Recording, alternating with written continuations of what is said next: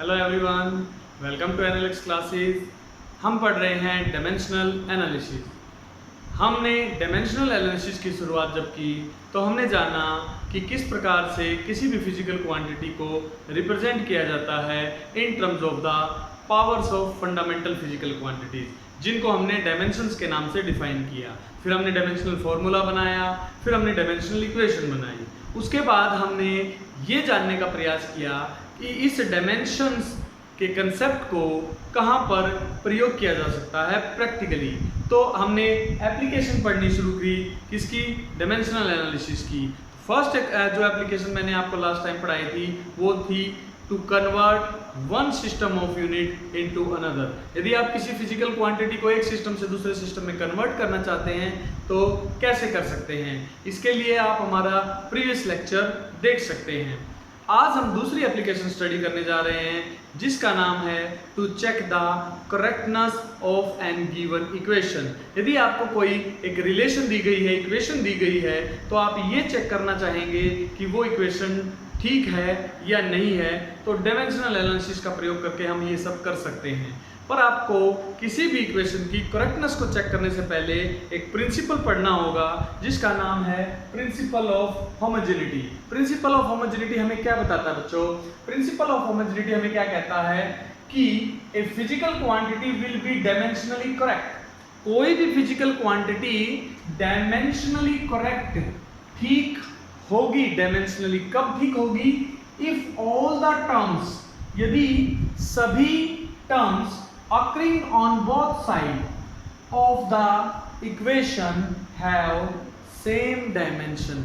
यदि किसी given equation में अकर करने वाली सभी टर्म्स डायमेंशनली सेम हैं तभी जाके वो इक्वेशन डायमेंशनली करेक्ट हो सकती है। ठीक है, इसका मतलब ये हुआ कि अगर कोई इक्वेशन आप बना रहे हैं तो उस इक्वेशन में एक इंपॉर्टेंट बात आपको याद रखनी है कि केवल आप एक ही प्रकार की फिजिकल क्वांटिटी को ऐड या सब्ट्रैक्ट कर सकते हैं। मेरे कहने का मतलब है only same kind of physical quantities can be added और subtracted to form a physical quantity. ठीक है, तो इसको हम समझने की कोशिश करेंगे एक एग्जांपल से। तो देखिए, मान लिया हमें कोई इक्वेशन दे दी। ठीक है, आपको ये प्रिंसिपल ऑफ होमोजेनिटी ध्यान में रखना है। मान लिया आपको एक सिंपल सी इक्वेशन दे दी कि S is equal to ut plus half at²। आपके पास ये इक्वेशन है बेटा। ठीक है, तो आप ये जानने का प्रयास करेंगे कि क्या ये इक्वेशन, हमें चेक करना है कि ये इक्वेशन करेक्ट है या नहीं है। तो हम देखेंगे कि इस इक्वेशन में जो जो टर्म्स यूज की गई हैं, first term, second term, third term. ठीक है, तो ये तीन टर्म्स यूज की गई हैं, तो तीनों टर्म्स को हम डायमेंशनली चेक करेंगे। जैसे लेफ्ट हैंड साइड में हमारे पास जो टर्म है वो है s का मतलब यहाँ पर है डिस्टेंस, और डिस्टेंस के डायमेंशन आपको पता ही है, डिस्टेंस को लेंथ में मेजर किया जाता है, तो डिस्टेंस के डायमेंशन होते हैं m0 l1 t0। तो आपने लेफ्ट साइड के डायमेंशन चेक कर लिए। फिर आप राइट साइड में जब जाएंगे, राइट हैंड साइड में, तो आपके पास पहली टर्म है ut। ठीक है, और ut क्या है? यहाँ पे u क्या है? वेलोसिटी, और t है टाइम।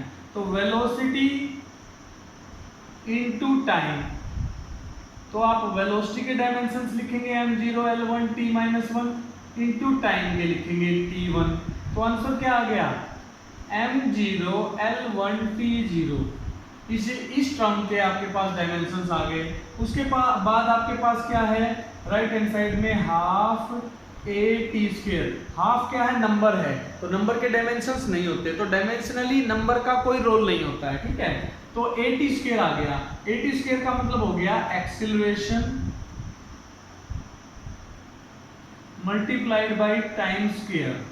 ठीक है, तो एक्सीलरेशन के डायमेंशंस आपको पता है m0 l1 t-2, और टाइम स्क्वायर के क्या आ जाएंगे? t2। तो इसका भी कंबाइंड डायमेंशन क्या आएगा? तो जब हमने तीनों टर्म्स के डायमेंशंस को निकाल लिया तो तीनों टर्म्स के डायमेंशंस लिखो। लेफ्ट साइड में डायमेंशन क्या आ रहे हैं? m0 sorry m0 l1 t0। Right side में फर्स्ट टर्म के डायमेंशन क्या आ रहे हैं, ये रहे m0 l1 t0, ठीक है, और प्लस उसमें जो नेक्स्ट टर्म ऐड हुई है उसके भी डायमेंशन क्या आ रहे हैं, m0 l1 t0। तो देखिए यहाँ पर मैंने यही तो बात करवाई थी आपको, यही तो बात बताई थी प्रिंसिपल ऑफ होमोजेनिटी में कि किसी भी फिजिकल इक्वेशन को डायमेंशनली करेक्ट तभी माना जाएगा जब उसमें प्रयोग होने वाली सभी टर्म्स 1 2 3 तीनों टर्म्स के डायमेंशन सेम हो। तो देखिए आप तीनों टर्म्स के डायमेंशंस क्या हैं, सेम है। तो इसका मतलब हम कह सकते हैं कि डायमेंशनली ये इक्वेशन करेक्ट है, न्यूमेरिकली ये करेक्ट है, इट इज नॉट पॉसिबल, ठीक है। वो जरूरी नहीं है कि न्यूमेरिकली भी क्या हो, करेक्ट हो, पर ये डायमेंशनली इक्वेशन क्या है, करेक्ट है। क्लियर होगी बात। इसके अलावा मैंने दूसरी बात आपको क्या बताई थी कि जब हम प्रिंसिपल ऑफ होमोजेनिटी लगाएंगे तो हम ये बात का भी ध्यान रखेंगे कि केवल एक ही प्रकार की फिजिकल क्वांटिटी को ऐड या सब्ट्रैक्ट किया जाता है to get the physical quantity. जैसे देखिए लेफ्ट हैंड साइड में आपके पास डिस्टेंस है, तो डिस्टेंस के डायमेंशंस इधर लिख दिए। VT का जो कंबाइंड इफेक्ट है, ये जो VT का कंबाइंड इफेक्ट है ये भी आपको डिस्टेंस ही बताना चाहिए, और AT² का कंबाइंड इफेक्ट भी क्या आना चाहिए, डिस्टेंस, तब जाके डिस्टेंस में डिस्टेंस ऐड होगी, यानी कि similar kind of physical quantity. पूरा का पूरा जो ये टर्म है ये एक पर्टिकुलर फिजिकल क्वांटिटी को रिप्रेजेंट करना चाहिए, और सेम नेचर की फिजिकल क्वांटिटी ही ऐड या सब्ट्रैक्ट की जा सकती है। तो आपको मेरे ख्याल से इस एग्जांपल से समझ में आया होगा कि किस प्रकार से इक्वेशन को चेक करते हैं डायमेंशनली। एक और आसान सा सवाल ले लेते हैं, बिल्कुल आसान सा। फॉर एग्जांपल हमारे पास फोर्स है F = ma, तो इस इक्वेशन को चेक कीजिए क्या ये डायमेंशनली करेक्ट है। तो इसमें कितनी टर्म्स यूज की गई है बेटा, 2 टर्म्स यूज की गई हैं। एक तरफ F है, F क्या है हमारा, फोर्स है, फोर्स के डायमेंशन क्या होते हैं, m1 l1 t-2, ये फोर्स के डायमेंशन होते हैं। उसके बाद ये लेफ्ट हैंड साइड है ना आपकी, अब राइट हैंड साइड के डायमेंशन क्या होंगे, राइट हैंड साइड में है mass into acceleration, mass into acceleration. तो मास के डायमेंशन क्या होते हैं बेटा, m1 l0 t0। एक्सीलरेशन के अभी बताए थे m0 l1 t-2। तो आप इनको कंबाइंड कीजिए, पावर ऐड कीजिए, m की 1 + 0 1, l की 0 + 1 1, t की 0 ± 2। तो ये देखिए लेफ्ट हैंड साइड और राइट हैंड साइड दोनों की दोनों साइड्स के डायमेंशंस जो हैं हमारे m1 l1 t-2 बराबर आ रहा है m1 l1 t-2। तो क्या हम अब इस इक्वेशन को डायमेंशनली करेक्ट बोल सकते हैं, yes we can say it dimensionally correct. तो बेटा इस प्रकार से जो भी इक्वेशंस आपको दी गई हो उनकी करेक्टनेस को आपको चेक करना है, ठीक है। तो आप अपनी तरफ से कुछ भी इक्वेशन आप बनाइए और फिर उसको उनकी जो पर्टिकुलर टर्म्स के मीनिंग दिए गए हैं उनके आधार पर डायमेंशंस उनके लिख के दोनों तरफ चेक कर लीजिए, ठीक है। अब बेटा एक और इम्पोर्टेंट बात, इसी प्रिंसिपल का इस्तेमाल करके और इस एप्लीकेशन का इस्तेमाल करके हम जो इक्वेशन दी गई है उसमें प्रयोग होने वाले वेरिएबल्स के डायमेंशंस निकाल सकते हैं। कई बार कोई ऐसा वेरिएबल होता है, देखो आपको मैंने बताया था कि जो वेरिएबल होते हैं वो 2 प्रकार के होंगे, ठीक है। डायमेंशन लेस वेरिएबल भी हो सकता है और डायमेंशनल वेरिएबल भी हो सकता है। तो जो डायमेंशनल वेरिएबल होते हैं जिनके डायमेंशंस होते हैं वेरिएबल्स के, तो ऐसे वेरिएबल्स के डायमेंशंस को हम क्या कर सकते हैं, कैलकुलेट कर सकते हैं by using principal of homogeneity. इसको भी हम एक एग्जांपल से समझेंगे बेटा, ध्यान से देखिए। जैसे मैंने आपको कह दिया कि हमारे पास एक इक्वेशन है x = α_t + βt²। देखिए यहां पर हमारे पास एक इक्वेशन दे दी हमने α_t + βt², ठीक है। तो इसमें जो अल्फा और बीटा है ये दीज आर द वेरिएबल्स, और हमें क्या करना है, डायमेंशनल एनालिसिस का प्रयोग करके अल्फा और बीटा इन दोनों की वैल्यू बनानी है। इसके लिए हमें प्रिंसिपल ऑफ होमोजेनिटी लगाना पड़ेगा। क्या कहता है प्रिंसिपल ऑफ होमोजेनिटी, कि दोनों तरफ की जो इक्वेशंस हैं वो क्या होनी चाहिए, एक ही प्रकार की होनी चाहिए। अब x हमारे पास क्या है बेटा, डिस्टेंस है। x क्या हमारे पास डिस्टेंस है, t हमारे पास क्या है, टाइम है।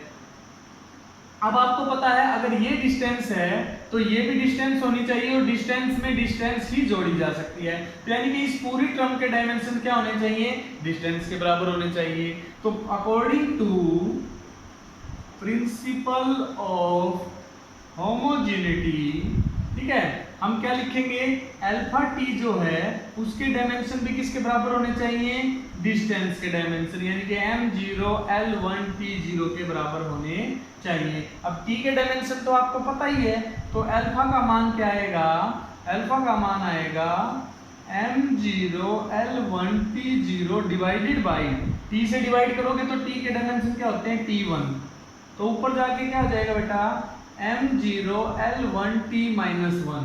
तो हमारे पास अल्फा के डायमेंशन क्या आ गए, m0 l1 t -1। तो आपको अल्फा के डायमेंशंस पता लग गए। अब सिमिलरली अगर आपको किसके डायमेंशंस निकालने हो, बीटा के डायमेंशंस निकालने हो, किसके डायमेंशन निकालने हैं बेटा, बीटा के। तो अल्फा के तो पता लग गए आपको, बीटा के डायमेंशन कब निकलेंगे, जब ये पूरी टर्म किसके बराबर होगी, क्योंकि ये x है, ये x है तो ये भी x होनी चाहिए, ये भी x होनी चाहिए। तो इसका मतलब बीटा टी स्क्वायर की वैल्यू भी किसके बराबर होनी चाहिए, x के। अब डायमेंशनली बीटा की वैल्यू क्या आएगी, x बाई टी स्क्वायर। अब x के डायमेंशन क्या है, m0 l1 t0, ये तो आपको पता है डिस्टेंस थी, और टी स्क्वायर के डायमेंशन क्या आएंगे, टी स्क्वायर।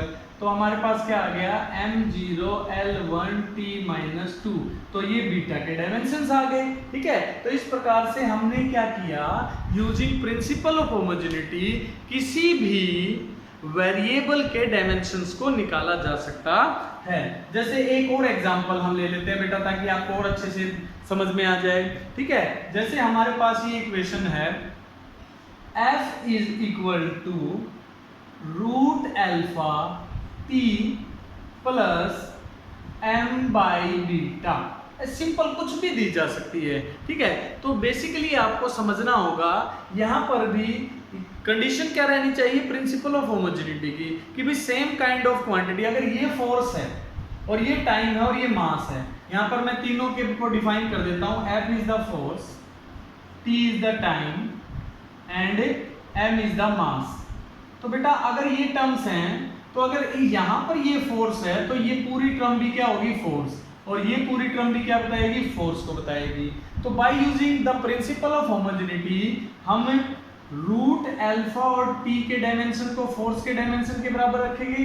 तो रूट अल्फा का मान क्या आएगा, एफ बाई टी, और हमें चाहिए अल्फा का मान, तो अल्फा का मान आएगा F square by T square, squaring both side, ठीक है। अब एफ के डायमेंशन आपको पता है, m1 l1 t -2 इसका स्क्वायर डिवाइडेड बाई t का स्क्वायर।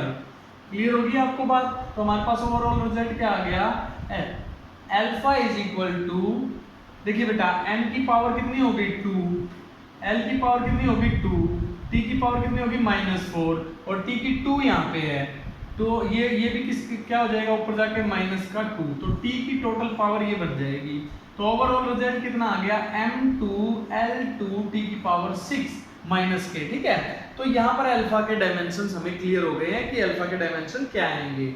इसी प्रकार से अगर आपको बीटा के डायमेंशन निकालने हैं, तो बीटा के डायमेंशन कैसे निकालोगे बेटा, ये पूरी टर्म भी क्या होनी चाहिए, फोर्स होनी चाहिए। तो m by beta is equal to force, यानी कि F, तो बीटा क्या आएगा, तो बीटा हमारा आएगा m बाई एफ, ठीक है, m बाई एफ आ रहा है, ये बीटा को इधर ले जाओ है। तो m के डायमेंशन हमें पता है m1, और फोर्स के डायमेंशन क्या है, m1 l1 t -2, तो इसको ऊपर ले जाओ बेटा, m1 से 1, ये m के डायमेंशन हो जाएंगे 1 -1, l के डायमेंशन हो जाएंगे -1, और t के डायमेंशन हो जाएंगे +2। तो हमारे पास आंसर बच गया m0 l -1 t +2। तो these are the dimensions of beta. तो इस प्रकार से अब आपको क्लियर हो गया होगा कि हम डायमेंशनल एनालिसिस का प्रयोग करके किसी भी वेरिएबल के डायमेंशंस को निकाल सकते हैं। तो आप आज क्या करेंगे, इससे रिलेटेड जितने भी क्वेश्चन बनते हैं एनसीईआरटी में या अदर बुक्स में, उनको सॉल्व करने का प्रयास करेंगे। ठीक है, कोई डाउट हो तो फिर हम डिस्कस करेंगे। ठीक है बेटा, इसके बाद हम इसकी थर्ड एप्लीकेशन करेंगे। तब तक आपको मैं एक क्वेश्चन देके छोड़ के जा रहा हूं, आप उसको रिवाइज कीजिएगा। नेक्स्ट लेक्चर में मिलते हैं नेक्स्ट एप्लीकेशन के साथ। तो नोट डाउन कीजिए बेटा, इक्वेशन नंबर 3 दो आपको समझा चुका हूं, तीसरी में लिखवा रहा हूं। तो तीसरी इक्वेशन है बेटा, pressure is equal to P is equal to, ठीक है, क्या लिखे हम, A plus B by x square plus C by T square. तो बेटा एक सिंपल सी इक्वेशन दे दी मैंने, या यहाँ पर इसको P को मैंने डिफाइन कर दिया, प्रेशर कुछ भी दे सकता है वो, हमें B A B C तीनों की वैल्यू निकालनी है। X का मतलब यहाँ पे डिस्टेंस है और T का मतलब यहाँ पर टाइम है। तो बेटा आप इन कंसेप्ट का इस्तेमाल और प्रिंसिपल ऑफ होमोजेनिटी का इस्तेमाल करके इस क्वेश्चन को तब तक सोल्व करेंगे। See you for the next lecture, do it.